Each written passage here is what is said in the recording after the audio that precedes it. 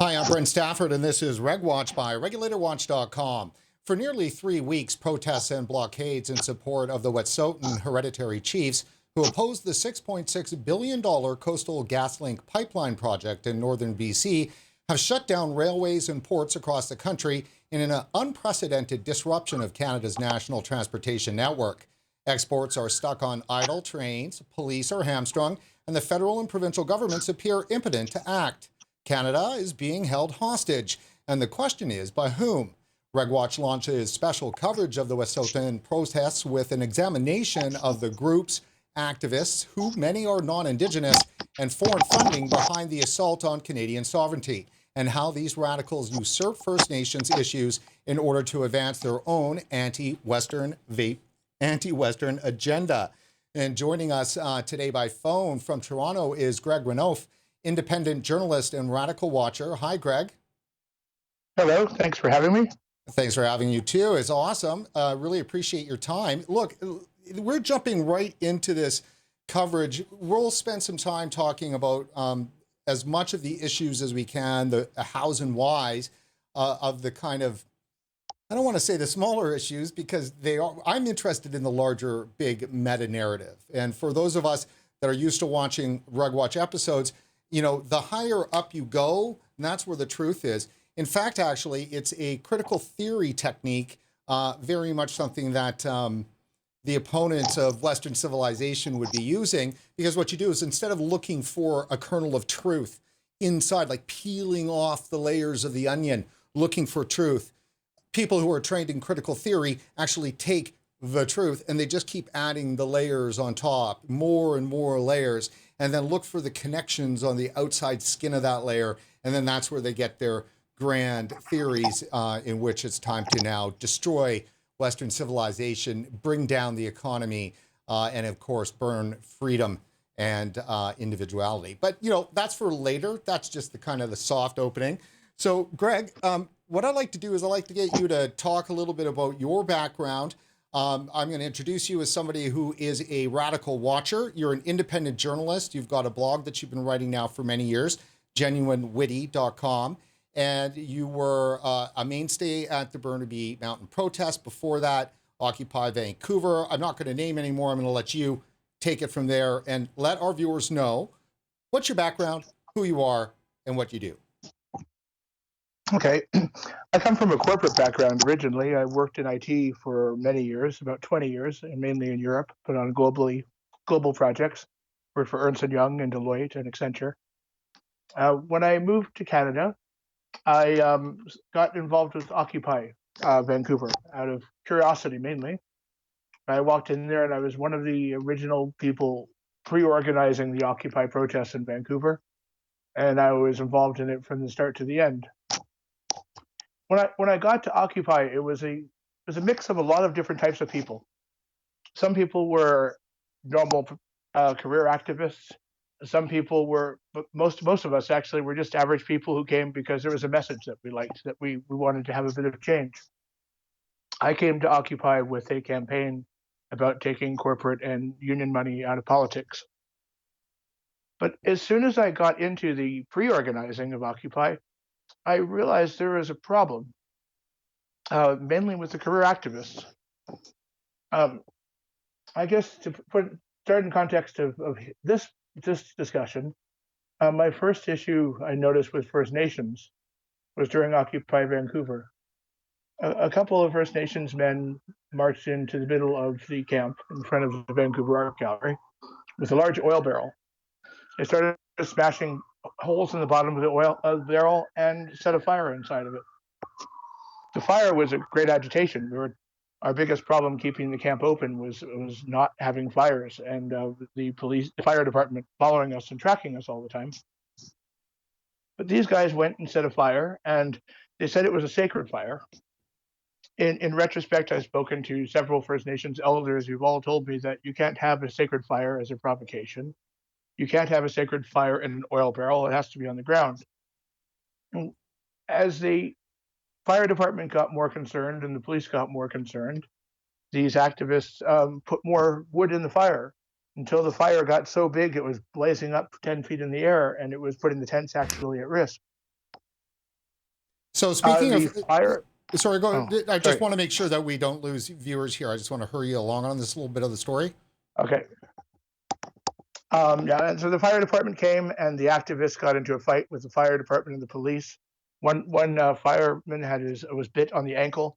A cop had his ammunition stolen from him, and that was my first interaction or realization that non-native activists who were involved were recruiting locally in Vancouver some First Nations activists and kind of taking advantage of the First Nations real issues, right?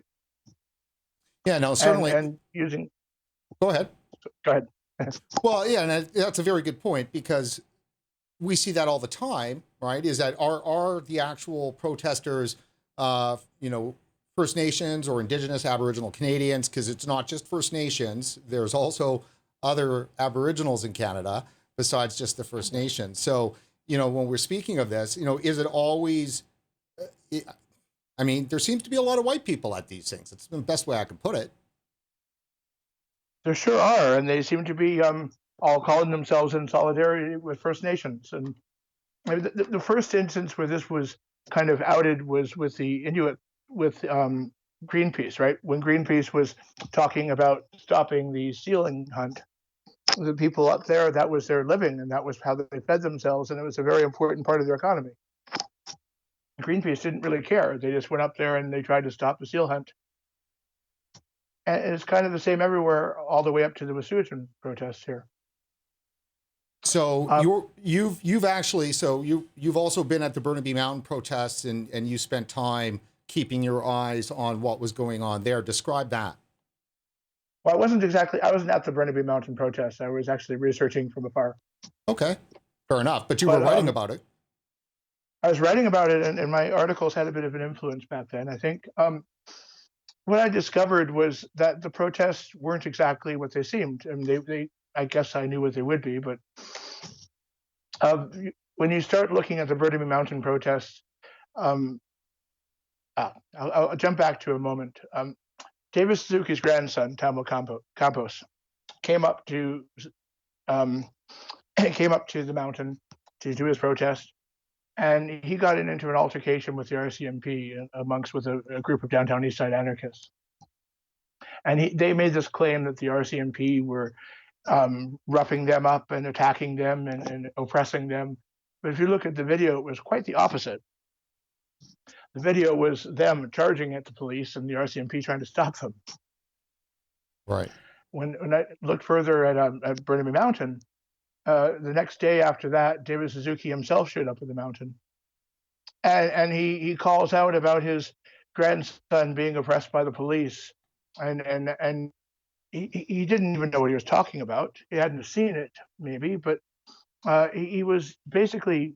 It would have been horrible to be a child of a police officer at the time, with the David Suzuki, our Canada's national treasure, talking about them beating up on protesters. It was the exact opposite. And that's a good point. We do have a lot of viewers from the US and actually some of the UK too as well, and then smattering across Europe that follow RegWatch. And for our vaping content, we've been covering that vaping issue now in depth for 4 years. Our start was always in the resource issue. The raison d'etre for RegWatch was Burnaby Mountain protests, the Kinder Morgan pipeline, and the battle for Canadian resources. It's just so important. And unfortunately, the crash in the oil market in late 2014 and then early 2015 kind of just steered us off into a few other directions. And then we found the vaping issue, and we've just been chasing that like a dog with a bone. But there was just something about this particular issue we just had to come back to and put other coverage aside for a short period of time. We'll be back later this week with a major interview with Dr. Brad Rodu regarding the controversy, I would say scandal, regarding Dr. Stanton Glantz from down in University of Southern California. But on that note, back to what we're talking about here, there are just a lot of similarities across everything, because so much of the driving thing, at least on its surface, is climate change. However, I don't believe in climate change is actually the real issue. Climate change is a tool in order to achieve what these extremists, these left-wing extremists, are looking to achieve. But climate change just happens to be, one of the ways in which they do it. But the tactics are quite similar across so many issues. The ends justify the means. Their tactics in terms of how they demonize are the same. I would think that when it comes down to these kinds of actions, there's actual physical violence that is happening and intimidation at that level. And that's just, terrible to see. But you would expect that to be the case if in the end it was as serious as we know and they say it is. So, Greg, let me throw this at you. We're gonna run something here that is something you shot a couple of years ago that no one's gonna know that you're behind this, because so far at this point, we framed you as somebody that's, on the kind of the protest lines here, energy and resources, and that's what we're gonna be talking about mostly later. But I'm gonna roll some tape here that you shot of Jordan Peterson. Can you please lay out what this tape, real quickly, and then I'm going to run it. Now, I've only pulled about a minute of the tape, but what is this tape you've shot? Why is this important? Okay, in 2016, when Jordan Peterson first came out into public, talking about Bill C-16 and about the about what's happening on campuses, he released 3 videos, and those 3 videos were questioning Bill C-16 and the trans issue about pronouns. There was a protest against him at U of T about a week before this video was taken, and this protest was made a week later as a protest supporting him on the campus of the University of Toronto.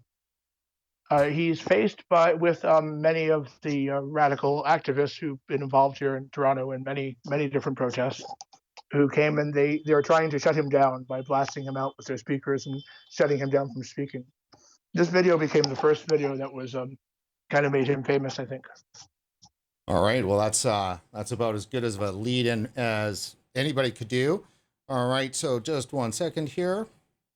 So there's a reason I'm defending freedom of speech. And the reason for that is quite straightforward. The reason I'm defending freedom of speech is because that's how people with different opinions settle their opinions in a civil society. And if we lose that, we'll lose so much you can't imagine. Now here's what's happened with Bill C-16 and the surrounding legislation.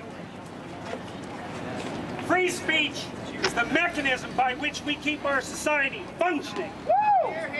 It's as a consequence of free speech and the ability to speak. People can put their finger on problems, articulate what those problems are, solve them, and come to a consensus. And we risk losing that.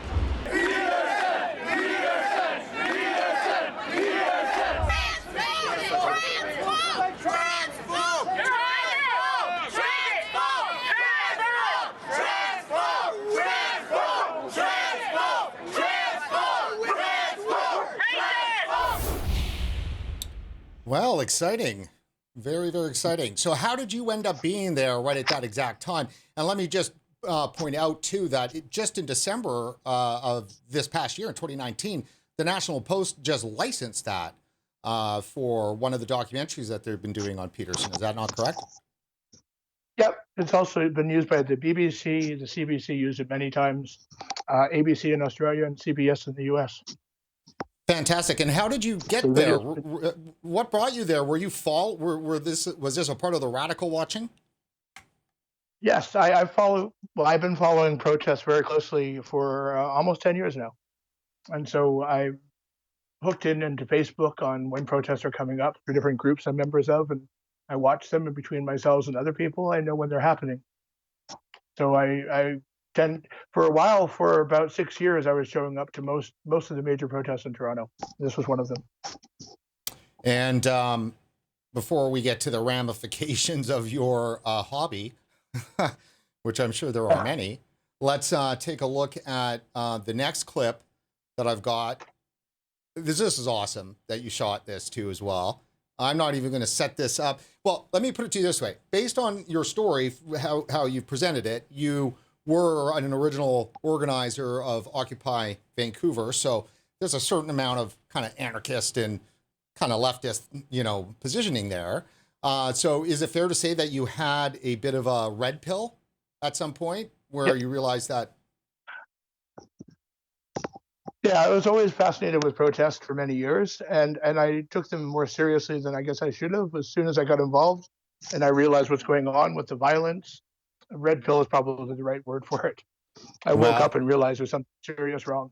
Yeah, there you go. Because we'll just leave it at that. Here is the next piece of footage. It's also, again, short, that we're going to show.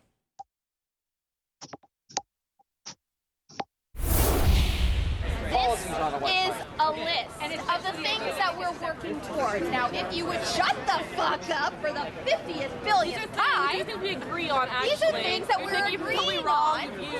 And these are things that you've actually all got skewed fucking views on. You think that feminists are trying to take away your fucking rights, but as a matter of fact, what we're trying to do is we're actually trying to work on the same things that you're working on, but except the fact that you're just too busy hating women. You're a you hate can't group. fucking You're a fucking see hate that we're group.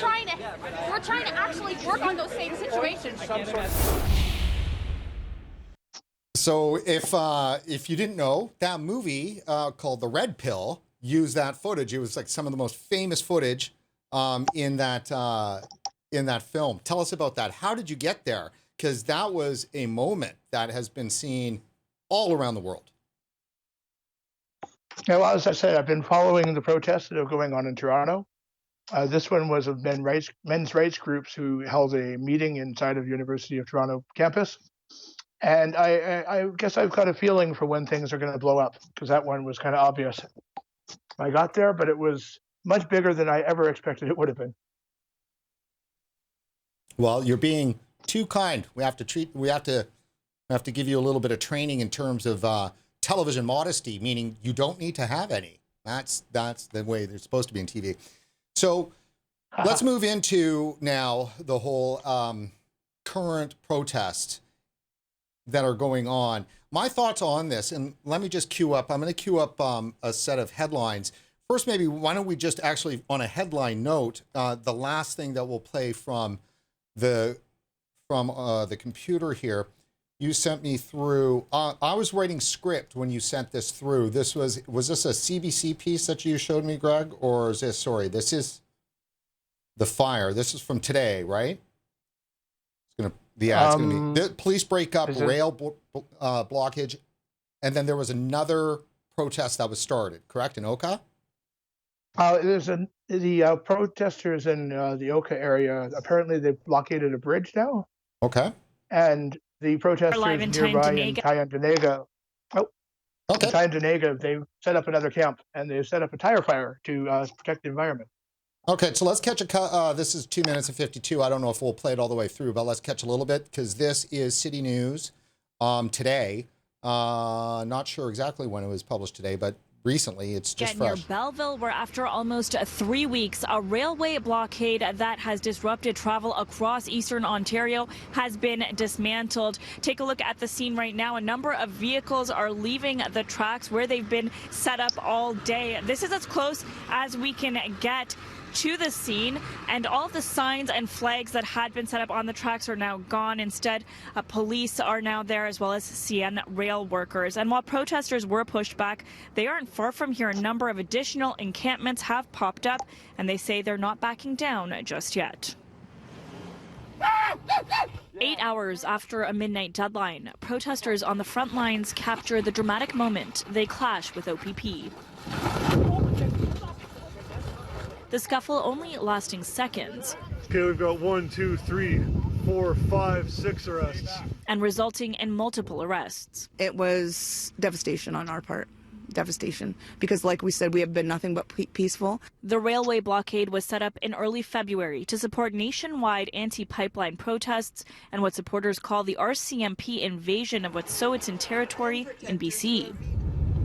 And today, after pushing protesters back, police started slowly dismantling the encampment that has halted train service in eastern Ontario, towing away vehicles like what had become a symbolic snowplow at the site since the very start, decorated in signs and flags. It's a total human rights violation at this point. Prime Minister Justin Trudeau speaking out in Ottawa today after meeting with his incident response team, saying there was no other choice but to move in. And when it became clear that there was no reciprocal openness to dialogue from the Wet'suwet'en and hereditary leader chiefs, we made a shift in our posture. It didn't take long for a second encampment to come together just a few kilometers away. This one on Tyendinaga Mohawk territory, still close to the railway, but not blocking the tracks. Police standing by just across the way while protesters burned tires, sending black smoke into the sky. Public Safety Minister Bill Blair says the government is still open to further discussions. We are not in any way compromising our commitment to the reconciliation agenda, but at the same time, the impact of these rail disruptions and the barricades is untenable. It can't continue. It cannot persist. Shortly after the blockade was clear, CN rail workers began initial inspections of the track, but it's unclear when service will resume.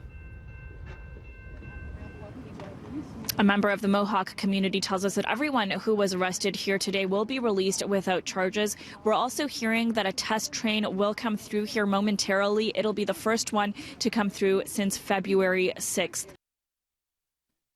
So without charges, you saw the reaction there, the scuffle that lasted for just seconds.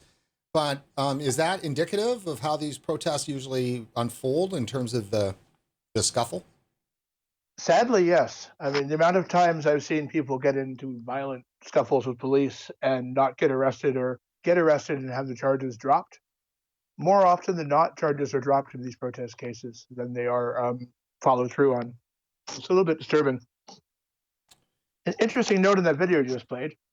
I was in Tyendinaga on Thursday, and I went and checked out the protest there. The first thing I noticed when I arrived was about 200 meters away from the protest, there's a sign for the media, and it says, "Stop here." And all the media stopped there, and they didn't walk across the line and walk up to the protest. So I wasn't sure exactly how they're reporting on what's happening there. But as soon as I got down to the rail line, that truck that they're saying that became symbolic for the snowplow for blocking the railway, that truck was leaking oil all over the ground. They had sawdust under it, but it was leaking liters and liters of oil.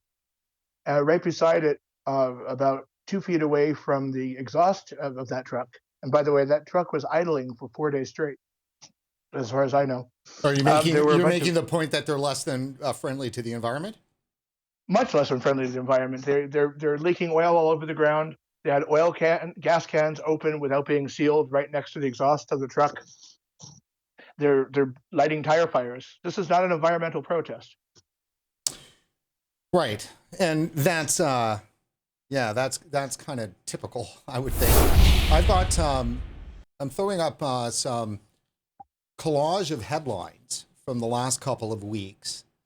A lot of it drawn from the CBC. I find that when you really want to get a sense of what regular Canadians are understanding about issues like this that are political to the core in nature, follow the CBC, not because you want to keep your lunch down, but just because you need to know what the party line is.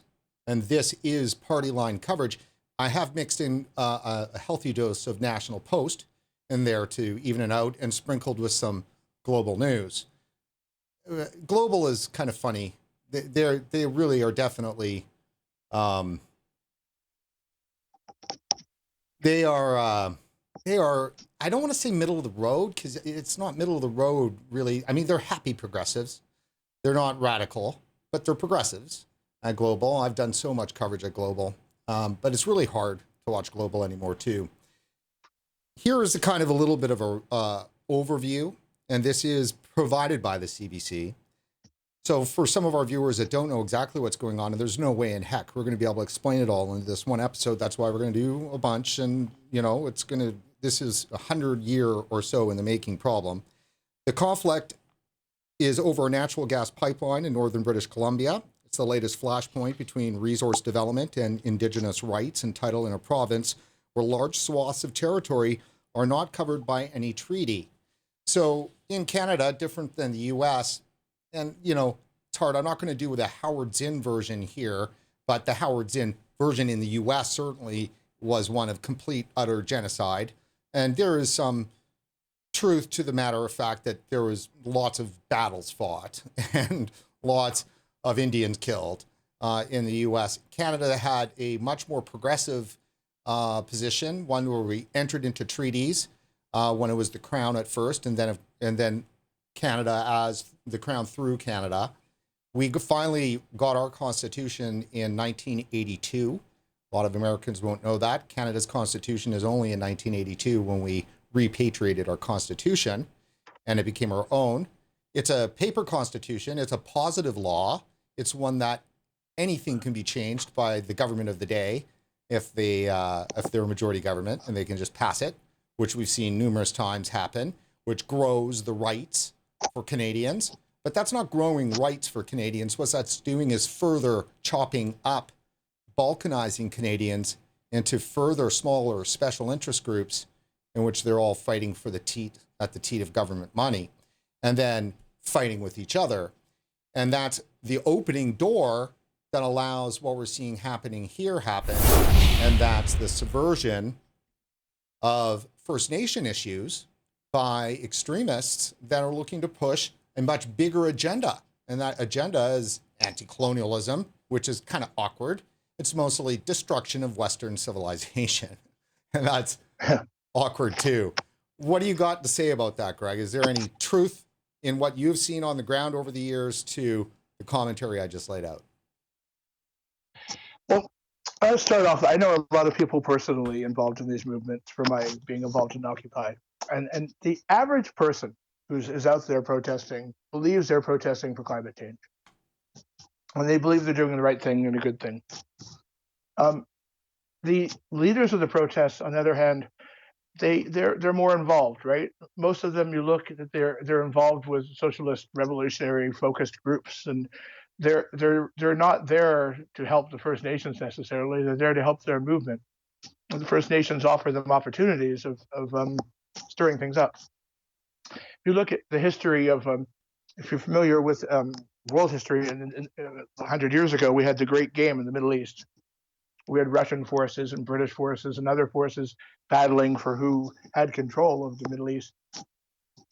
And if you look how the British were involved in their form of colonization, they were getting involved they were recruiting disaffected people who had some level of power or influence in the communities they went to, and agitating them and getting them on their side to work for them.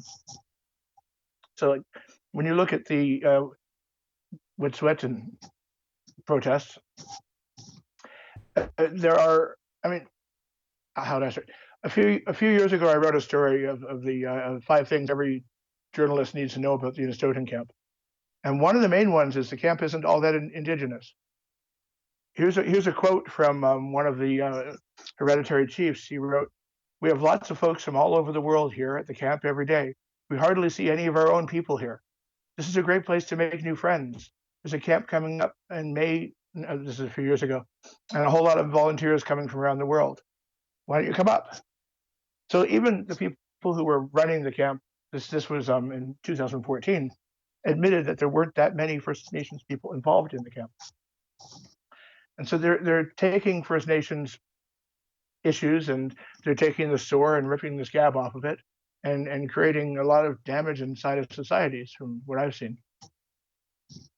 And how do they position themselves there? Like, how do they get themselves into that position? From what I've seen, generally what happens is most of these activists, a lot of these activists are in the cities, are involved in the poverty industry. So in the downtown east side of Vancouver, there will be people coming down there who are First Nations who are recruited then, and later on they come back up to their nation with them, or they use the information they have to recruit other people there. So they have these poor people who are suffering and through poverty and having very, very little to look forward to. They pick them up, they radicalize them, and they then take them home and they stir up trouble like they are right now. So That's yeah, I mean, no, that's all good. It's really just letting it soak in. What about those that you know what? Here, the best way to do this actually will be to switch to a different piece of footage here. The truth behind the First Nations pipeline protests that are shutting down the railways is what we're looking at, and then what exactly is an acceptable protest? This is great from the CBC. You're really getting a really critical piece here. RCMP get off. Let me just say here: no consent, no RCMP. RCMP off stolen land. Now, this is the big thing that I think is really important for people to understand. In other protests, normally, you're seeing climate change be the issue. You're seeing environmental justice, which was the big one during the Burnaby Mountain protest. They unrolled environmental justice. And then, of course, social license and social justice. Anything with social in front of it is spoiled. Like, it is just one of those fake one. That's Hayek, actually, to make sure that I let it, I don't want to try to take this for myself. This is the Grand Master. That's Hayek.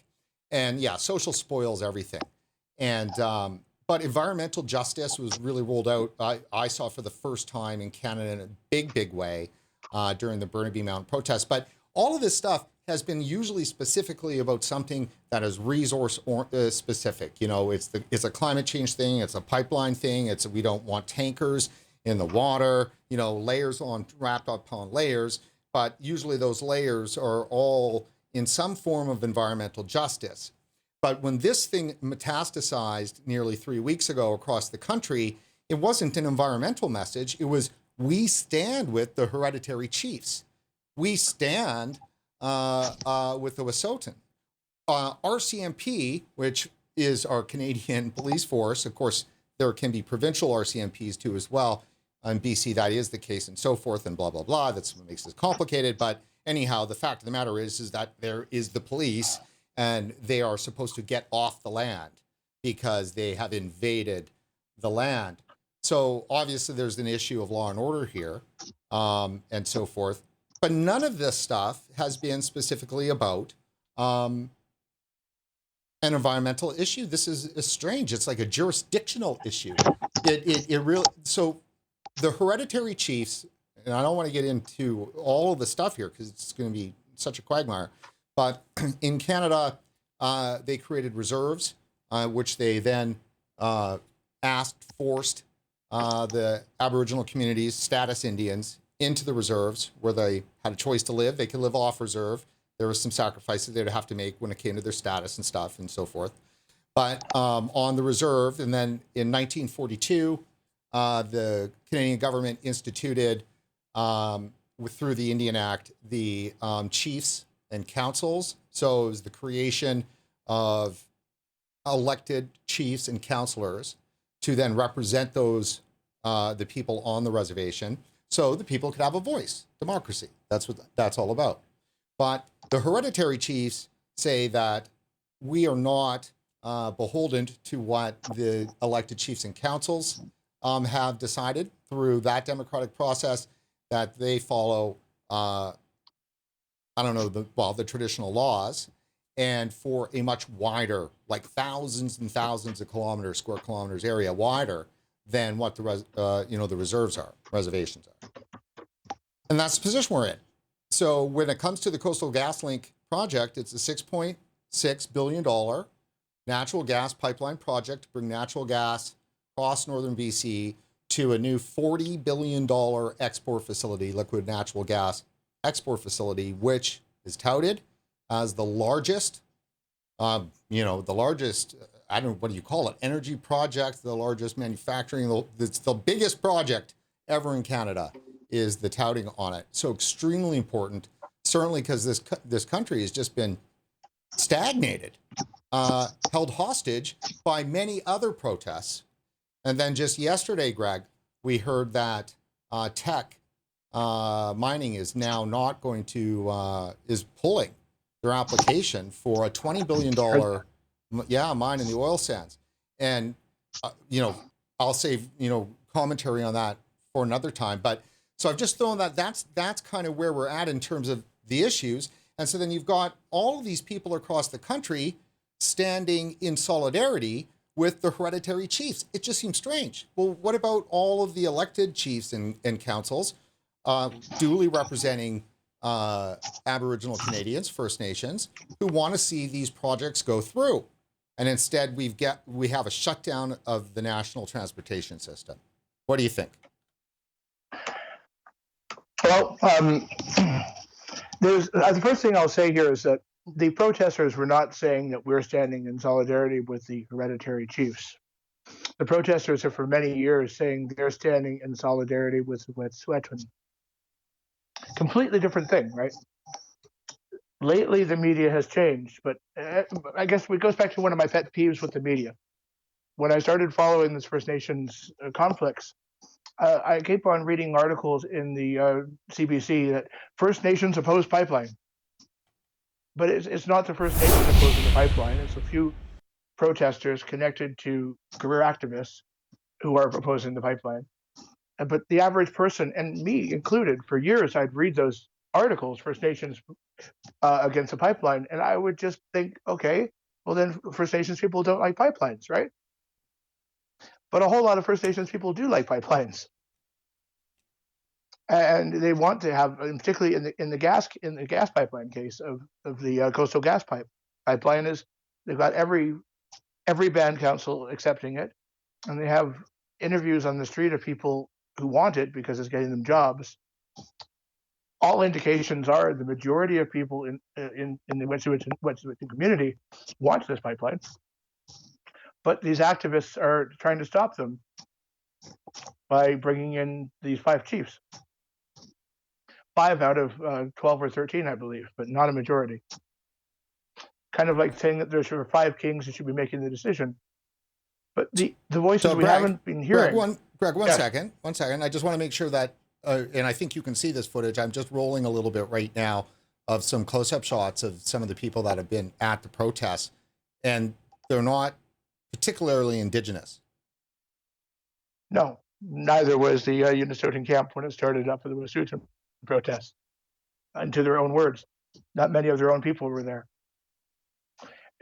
I would say from my observations the last 8-9 years, most of these First Nations protests are maybe 5 or 6 people at the front of the protest and then a bunch of white people behind them. It's not just like that with First Nations protests.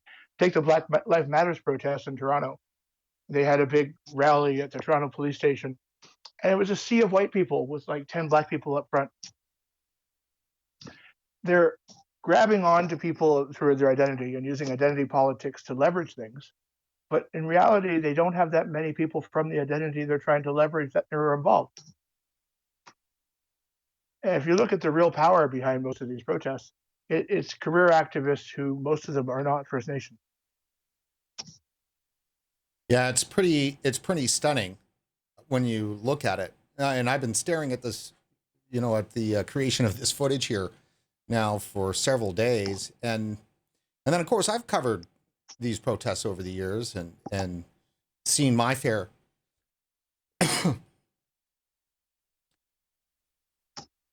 My fair share. Hello?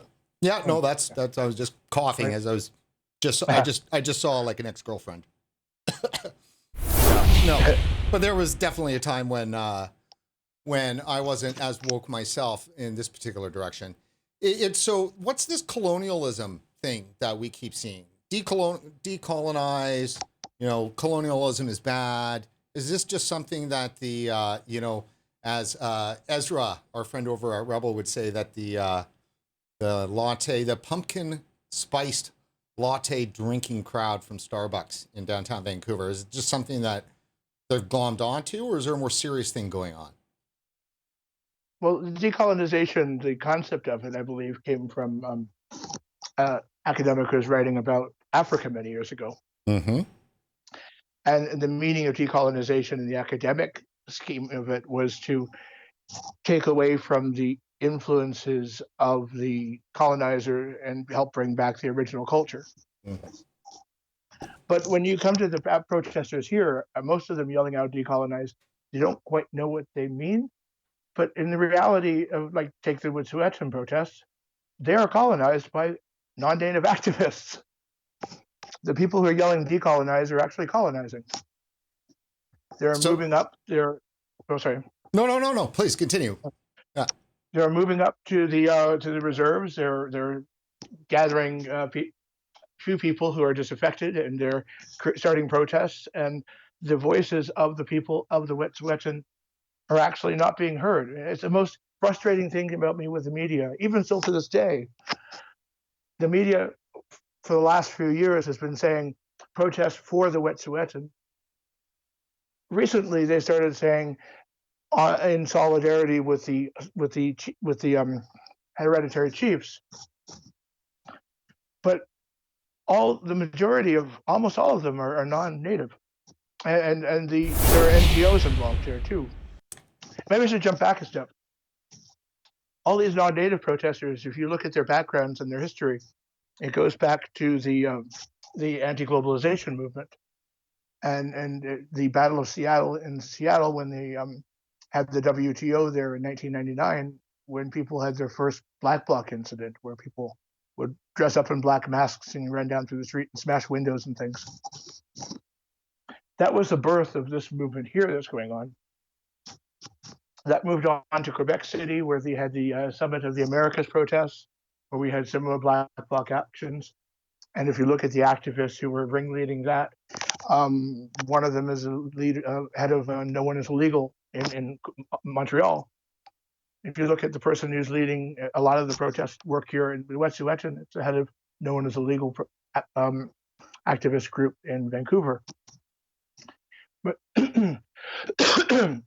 and you look at the organizations who are up in the Wet'suwet'en, the most active of all the NGOs up there has been the Council of Canadians, which is an environmental labor allied organization led by Maud Barlow, who's quite well known for her work with the United Nations. But Maud Barlow said during the Summit of Americas in Quebec, sometimes it's necessary to smash windows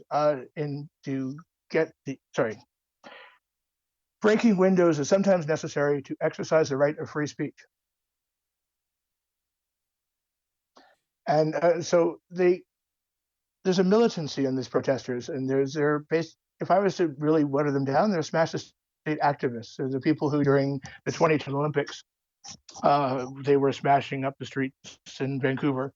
During the G20 in Toronto in 2010, they were smashing up the streets in Toronto. They're looking for fights. And the Council of Canadians is very central to those fights. And they're funded by the Rockefeller Brothers Fund. And the Council of Canadians was involved in funding and building the Healing Center up at the Wet'suwet'en. We have the Ruckus Society up there at the Wet'suwet'en, which is an American group funded by Rockefeller and Tides and many of the other NGOs funding environmental activism here in Canada. Ruckus Society was born out of Earth First, which was an eco-terrorist group that was blowing up ski lodges in Oregon.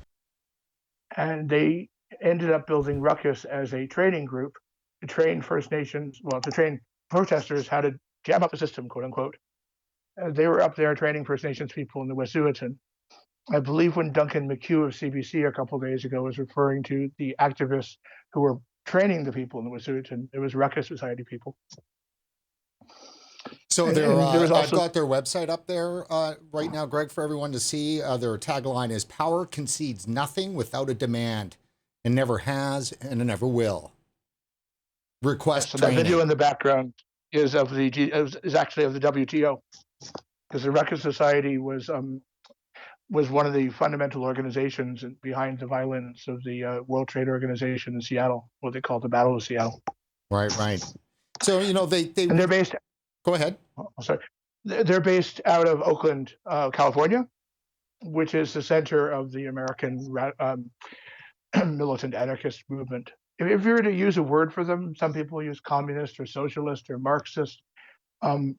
They're I've just lost the word I was going to use.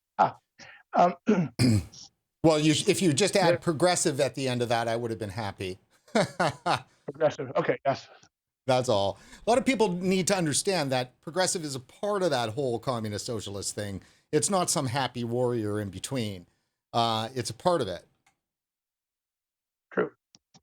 So, okay, so that's ruckus. You know, a lot of people, they're just like, oh, geez, really? There's groups out there like this? Yes, there are. And the Council of Canadians, you had mentioned, this is their website. You know, when people hear the word Council of Canadians, they're certainly thinking about some, you know, perfectly above board, government funded academic research think tank group or something like that. That's what Council of Canadians sounds like. And I've heard them in the news all the time over the years. And you're telling me that they're a group of radicals?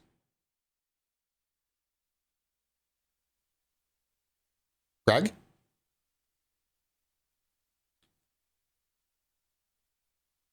Greg? Oh, I guess we just lost our caller. That's quite strange. Hold on one second.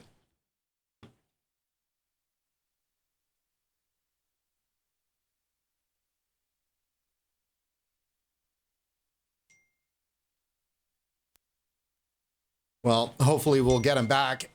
So yeah, we got disconnected, and let me just let's just put this over here for a second, folks. You know what? We're getting there. I know it's a little bit rough. It's live television, so you know what the heck. That's just the way it's going to be.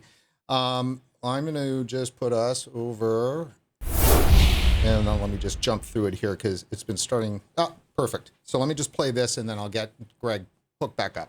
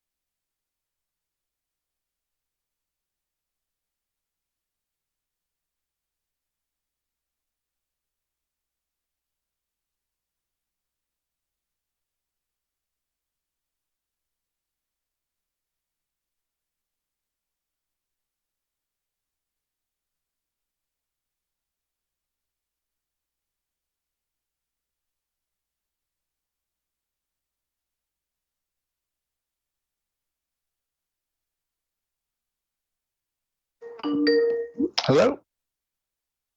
Hello? Okay, so we got Greg back on the phone.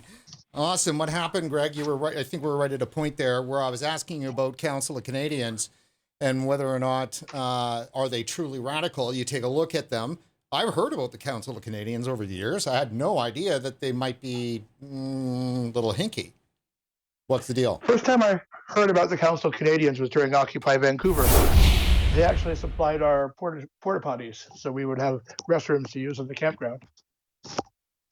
I was mentioning their leader, Maud Barlow, and her view of smashing windows is necessary to exercise free speech. But if you look at the Council of Canadians, their membership is a lot of older white people.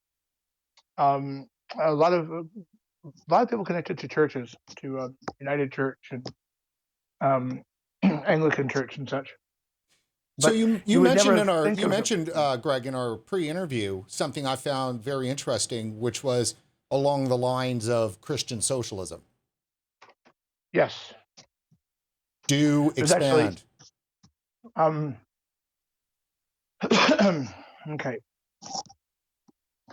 I discovered this in the first place by going to Occupy, and we had some people from a church, from United Church, come up to us, and she was a little old lady who was all sweet and kind, and she was giving me support while I was writing about things at Occupy.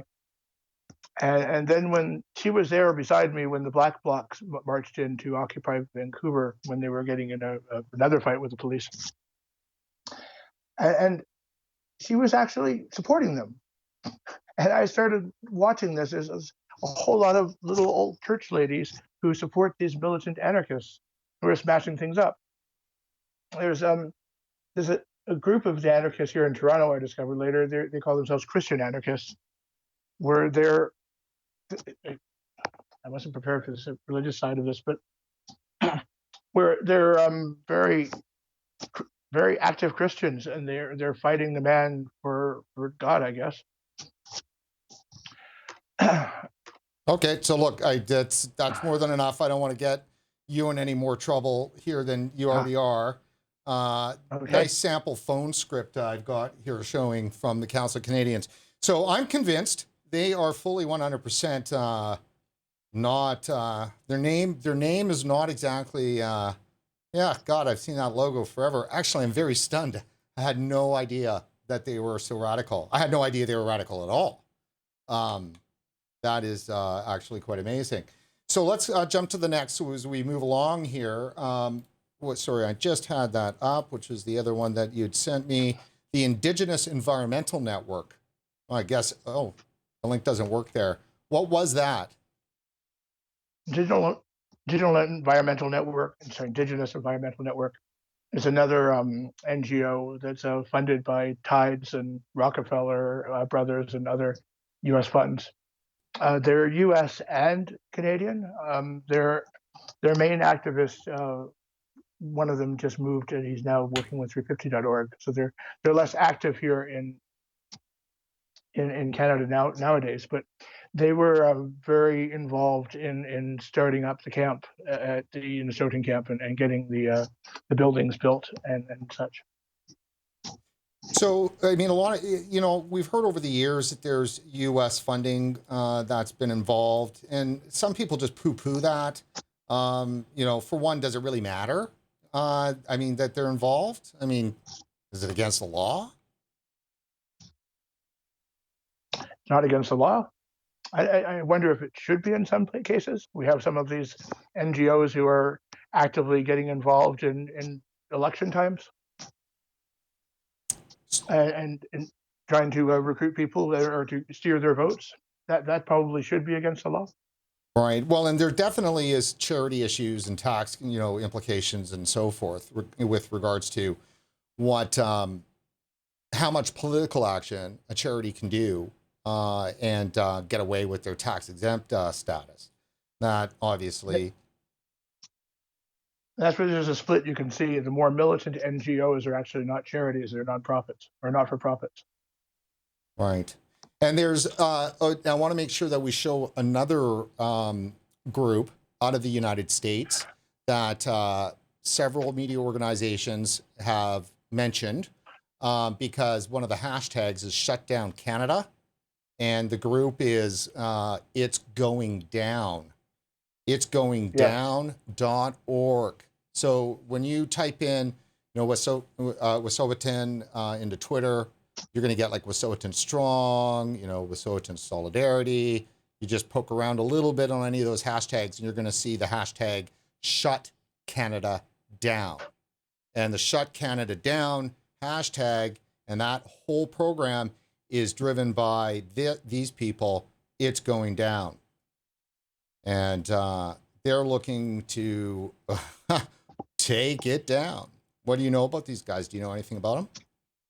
Yes, they're a website that's allows anarchists to post anonymously of their actions that they take. So over the years, it's going down as published just the reports of the anarchists who have tampered with train lines or who got involved in police fights or got involved in different protests. But it's mainly very, very subversive, very destructive protests, illegal protests. And it's going down as the tool that the anarchist activists are using to promote their illegal activities under a mask, so no one will know who's writing the articles. Donald Trump calls us thugs. Democrats complain that they can't control us. What are they afraid of? Anarchists oppose all forms of oppressive power. We strive for a world based on self-determination and mutual aid. As the world veers towards tyranny, only grassroots direct action can keep our communities safe. If you're ready to take action without waiting for orders, you're one of us. If you want to learn more about us, visit these websites. So, I mean, I'm sure these guys won't mind the fact that, we're providing here at RegWatch just a little bit of promotional exposure for them. We're not trying to be antagonistic. Don't go looking for us on the street. You are or you aren't. They are or they aren't. I mean, I think in life, if you're afraid of, at least educating people on what's out there, it seems to be that they are fine group of lads trying to fight for, individual freedom and democracy, I can imagine. But thing is, this is obviously crazy. Because there's an important point I should make about the video. Sure. The man whose voice was in that video, his name was Franklin Lopez. Franklin Lopez, he comes from a family. His father was a revolutionary in the Caribbean. And he later worked for Democracy Now! In the U.S. as a producer. And then he came up to Canada and started making these anarchist videos of it's us and we'll smash the state and we'll burn down police cars. And every time people in black masks smash something up, he does a video on it. The interesting thing about Franklin Lopez is that he was hired by Al Jazeera to do a documentary up at the Wet'suwet'en protest and to do a documentary on the East Coast in New Brunswick at the Micmac protests against the natural gas there. So he's an interesting fellow in that he's writing video or doing videos encouraging people to be burning down cop cars, but he's literally funded by a Qatari state-run TV station, Al Jazeera, who are funding him to do these videos encouraging people to get into fights with the police at the Wet'suwet'en protests. Wet'suwet'en. So he is one of the central points in that community of the people who are promoting that sort of behavior. So it's just a big mess. I mean, it really is. Absolutely. And you have to ask the question, why is Qatari National News Channel promoting the fight against the Canadian natural gas pipe, right? Well, I mean, Qatar has I know, I think the that's largest fair. reserves of natural gas on the planet. Sure. I think that's fair. But I think a better question, and just only push back on that, because I hear that all the time across everything, in vaping, it's always pharma, and why is pharma doing this, and then pharma's behind it, or it's big tobacco doing this, and they're behind. I mean, that's all, there's pieces of everything, right?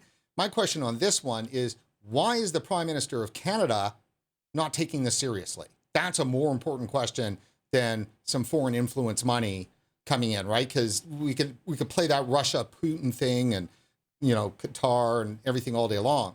Let's focus on the people that run this country. They expect all of Canada, the rest of non-Aboriginal Canadians, right, to have absolutely no say. This is one of those issues where immigration you can't talk about, or you're racist, right? You can't talk about First Nations issues, or you're a racist, period. So, we have people who think that a 30-year-old white dude, right, has to pay for what his ancestors did 80 years ago. What the hell? There's no way that that's the world that we should be living in. But that is what so many people believe. And I mean, I just had a conversation with a friend of 30 years yesterday. We hadn't talked in years. And he's got a very active business going on, helping First Nations with business development and so forth. You know, more power to him. But when listening to him, and he's talking about how public, you know, is a very good thing, that public opinion in Canada is almost there. They almost fully believe that every single white person that's living today is responsible for the injustice to natives. And that's just insane. And, you know, let me just take this as a moment to bring this up, right? I may be white, and I rue the race baiters that make me have to do this. But I'm not white. I'm a card-carrying Aboriginal Canadian. I'm Métis. This is my Métis Nation of BC card. And Vancouver Métis Citizen Society. I'm an Indian, right? But I'm white. So take that. My blood's red, and I'll tell you it's red. So, you know, we got to have a discussion in Canada that just goes well beyond where we're stuck with. And our politicians, until they allow Canadians to have a discussion in safety, I'm very worried about how we're gonna end this, because sooner or later, you know, the succession movement that is being supported by anarchists from the U.S. and around the world who want to see the destruction of Western civilization, we're just going to get eaten up, right? The regular Canadians. And I'm not a regular Canadian. I'm specially carved out in Canada's charter. I'm not like regular Canadians that are white, because I'm actually mentioned in there. I'm Métis. Anyhow, I throw that out there. Race baiter. I came here in 1974. I arrived in Canada, and like half the country, I wasn't born here. So to blame me, and people do this. Just last week when I was at the Tyendinaga protest, someone wrote back and said, "You white person, you're responsible for all this." Well, I came here when I was 4 years old in 1974, and that was my family's first interaction with Canada. So I actually I can't see myself as directly responsible for this. I do see myself as perhaps benefiting on what happened in Canada becoming a country, but so did everyone, I think, First Nations and non. Oh, yeah. We can do a lot better with First Nations. Oh, sure. Well, and let me just point out, too, that anybody with a brain, and even the very deep critics that, you know, believe that, you know, we're all to blame for what has happened, right? They are the first to blame government. Government will come down and shove stuff down the throats of the Indians and blah, blah, blah, blah, blah. Well, yes, government shouldn't be involved in any of this stuff. And when you look at it, it's progressives that have been running the government for 120, 140 years. It's not like some big bad right-wingers have done all this to Indigenous Canadians. It's been mostly do-gooders that are progressive, that work for the government. The government is progressive.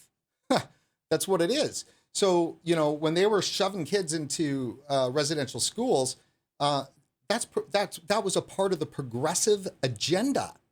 And so it's just another example of absolute total blindness to the unintended consequences of social engineering.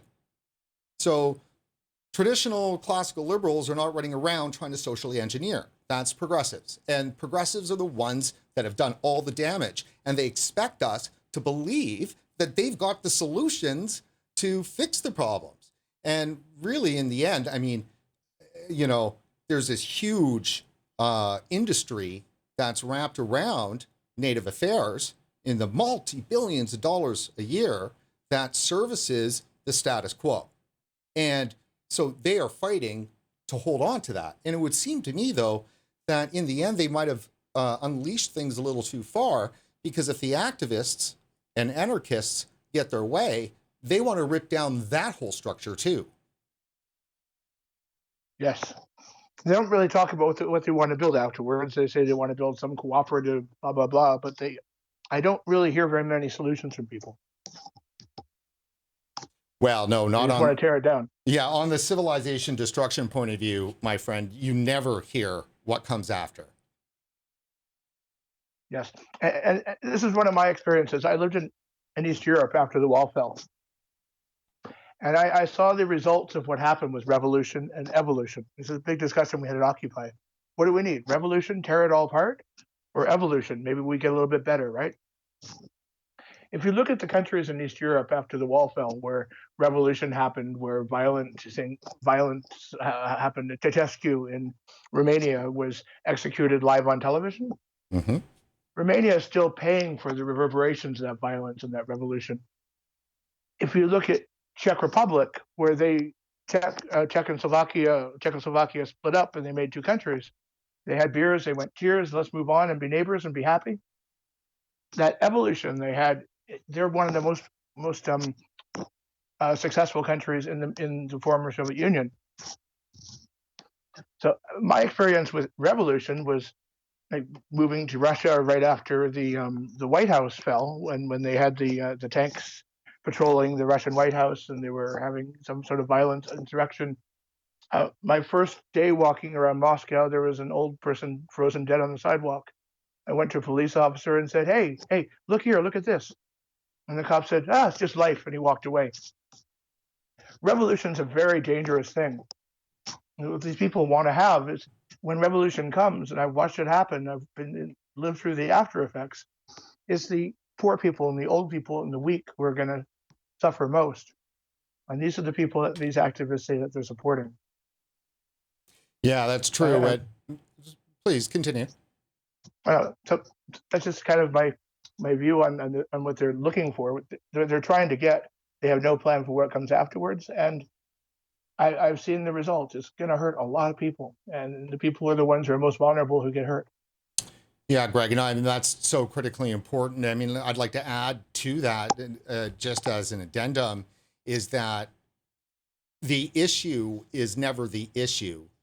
The issue is always the revolution.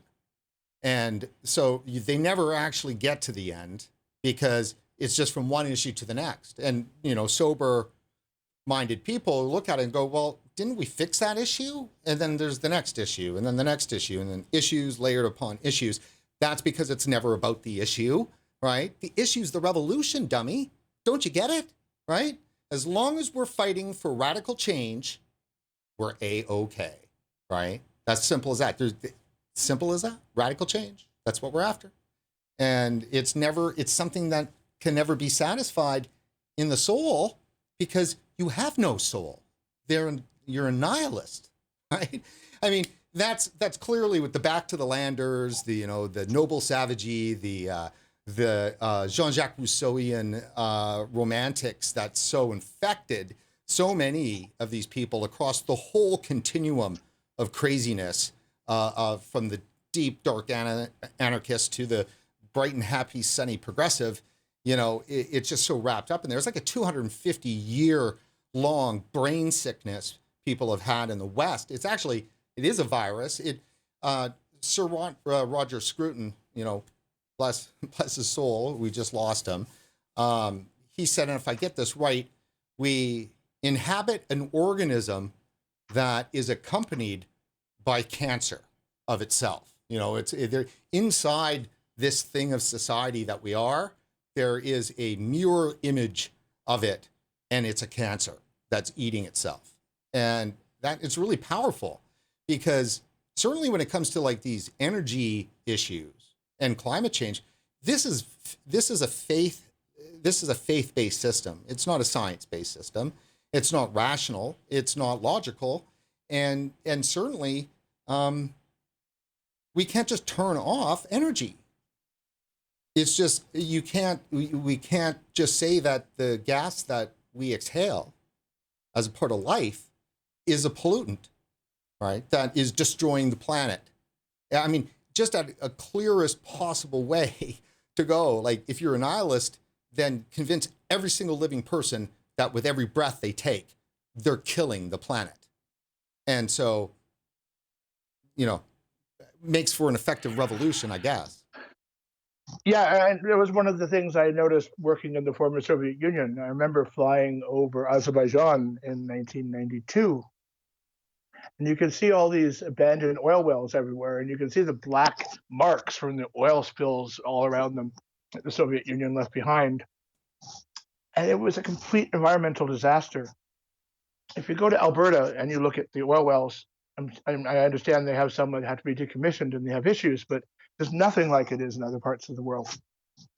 If you look at Nigeria, I was there a few years in about '95, and their pipelines are literally leaking water leaking oil into the water regularly because people are stealing the oil and drilling in the pipelines, and there's oil spills every week.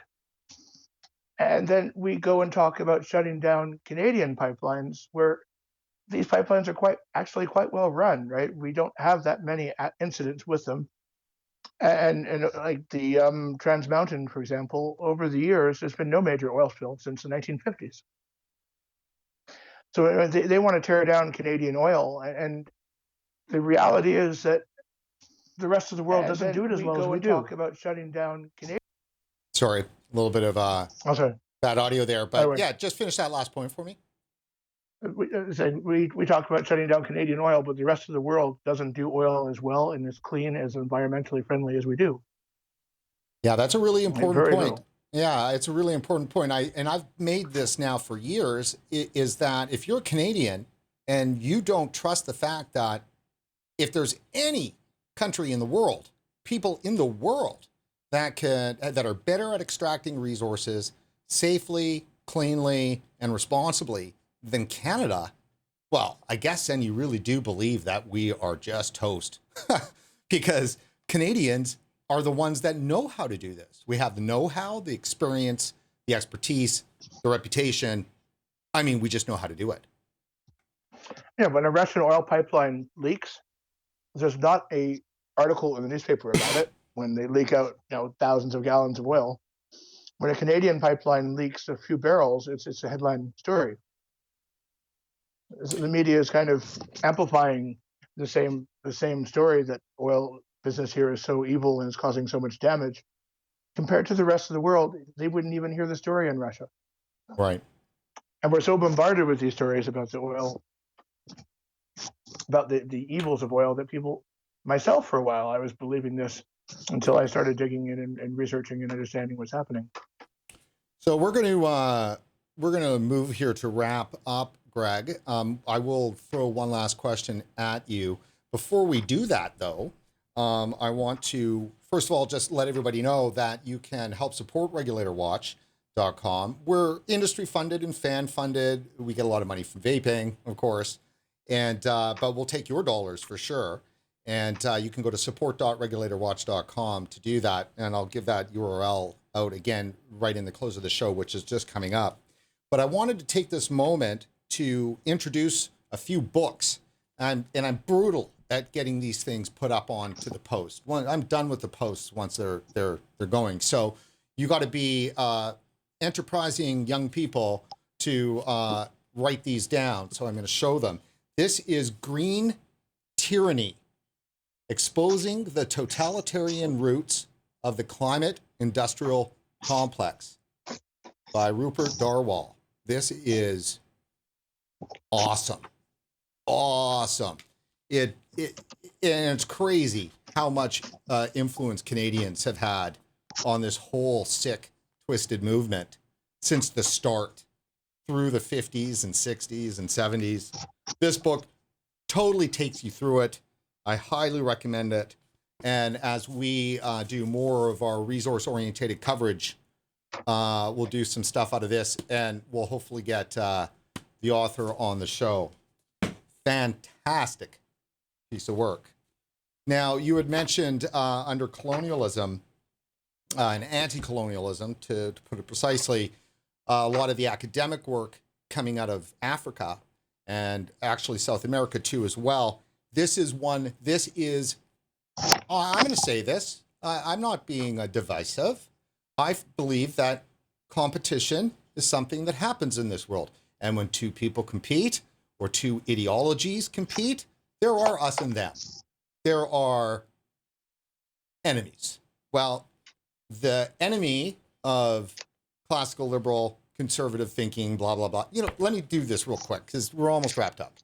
There's a lot of people out there that have become red-pilled, for the lack of a better word, when it comes to kind of their inherent support for leftist and happy progressive causes. And they've realized that maybe that they might have been led down the garden path. So but they have a really hard time taking on the conservative label. Because conservative, of course, the other side has done just a great job of maligning that term. Conservatives in Canada have been maligned by the maligning going on in the US because of the right-wing evangelical movement, which is, you know, de jure Christian, conservative Christian. So everybody thinks that if you're conservative, you're, you know, crazy about Jesus, and you may be. Nothing wrong with being crazy about Jesus, right? If you are, it's fine. But being conservative has a real, you know, it's a problem for people. And I hear this all the time from viewers, certainly viewers that we have, like, you know, with inside the vaping issue, because they cross all political, you know, lines, and they're having these issues, and they're finding themselves maybe thinking that they might be more conservative leaning all of a sudden. I think that's a real problem with conservative. The reason why I bring this up is you don't need to call yourself a conservative, because you may not be. You're a counter-revolutionary. That's what you are. You are countering the revolution. It's all about revolutionary change, and there's nothing thought out about it. It is a literally running around with your hair on fire or causing violence on fire revolution. That's what it is. You have to trust what the protesters and your opponents are saying. Believe them with what they say. And you don't need to take a conservative label. You can just say, I'm not a conservative, but I'm against what you believe. I'm a counter-revolutionary.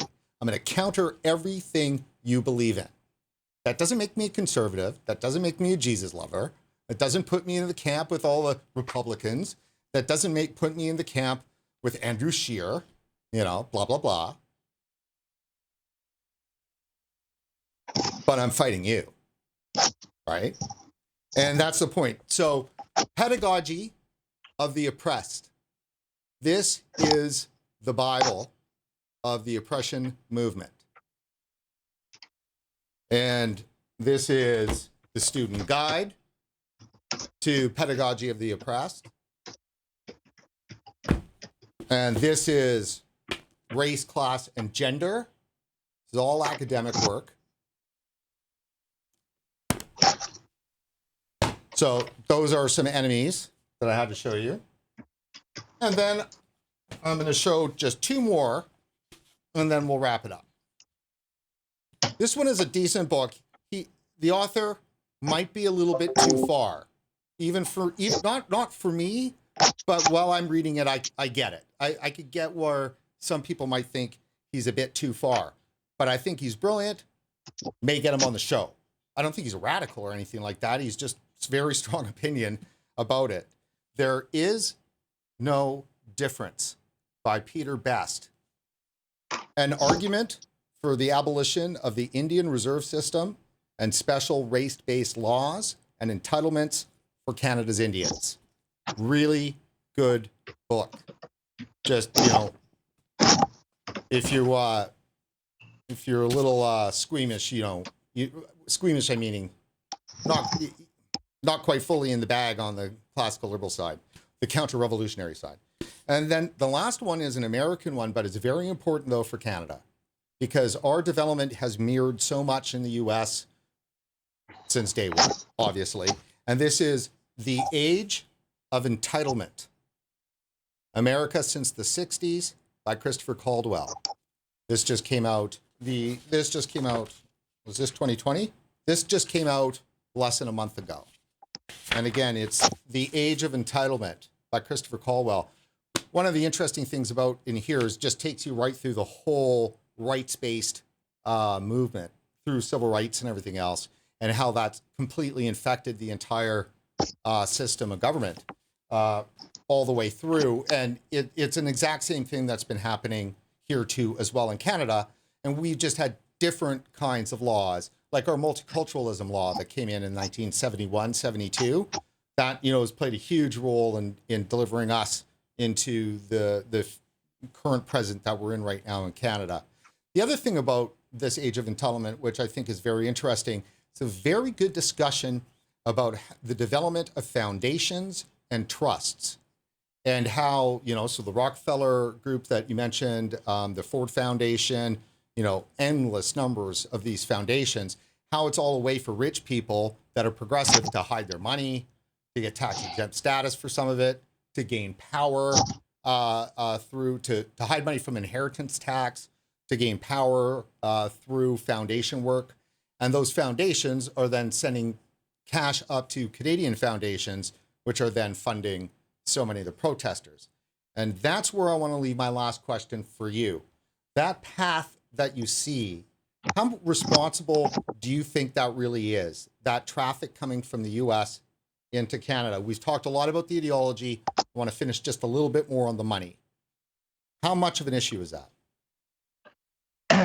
I think the sheer volume of money coming in is quite an issue. Is a question I like to ask Canadians quite often is, who is the richest country on earth? And the answer I like to give people is possibly Canada. Right? We have this small population of 30 so many million people, and the second largest landmass on earth. We have oil, and we have gold mines, and we have copper, and we have trees, and we have salmon, and we have, you name it, all these resources. And all these outside organizations from other countries are trying to influence what we do with it. And I don't think most Canadians realize what's happening. Well, I know they don't. But all this outside influence on top of the fact that Canadians aren't that engaged with our politics and what's going on with this it's leading us to being influenced to make decisions against ourselves, right? To fight against pipelines. To fight against Canadian pipelines while saying nothing about pipelines in Russia or Saudi or Nigeria, the ones leaking oil everywhere. I think this money has created it's kind of warped our politics internally. It's kind of, in some cases, directed us to be almost self-hating. So I think it's quite influential.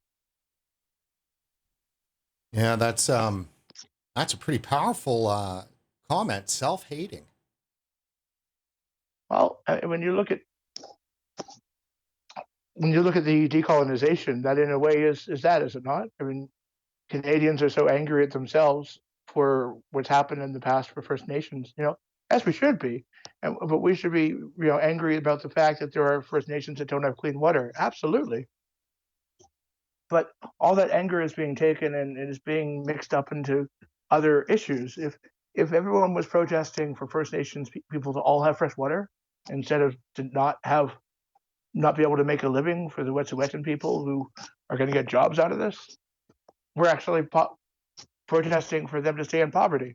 And we're not even talking about the important things, which is how many people don't have fresh water, which is horrible tragedy.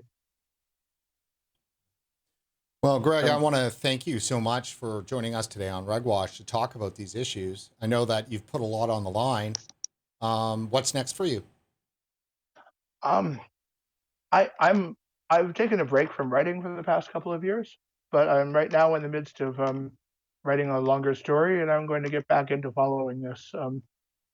Watching what's happened in the past couple of months with Wet'suwet'en protests, I see hope. I hear the media is no longer saying standing in solidarity with the Wet'suwet'en. They're saying standing in solidarity with the small group of chiefs. There's little bits of hope coming out in the media, and I hope to continue bringing out some of the truth and just getting an honest story out there and helping bring some sensibility to all this. Well, that's excellent, man. Well, good luck to you, and obviously Godspeed and God safe. For sure. It's treacherous worlds out there. There would be dragons, my friend. Just hang on the line. Don't go anywhere. So we'll just get a chance to have a chat here right after we close. And that is it for this edition of RegWatch. Before you head off, please head over to support.regulatorwatch.com. That's support.regulatorwatch.com, and consider making a financial contribution to our coverage. It's easy. Just dig into your wallet and find a few dollars and toss them our way. You'll be happy you did, and so will we. And while online, don't forget to like us on Facebook and to follow us on Twitter. For RegulatorWatch.com, I'm Brent Stafford.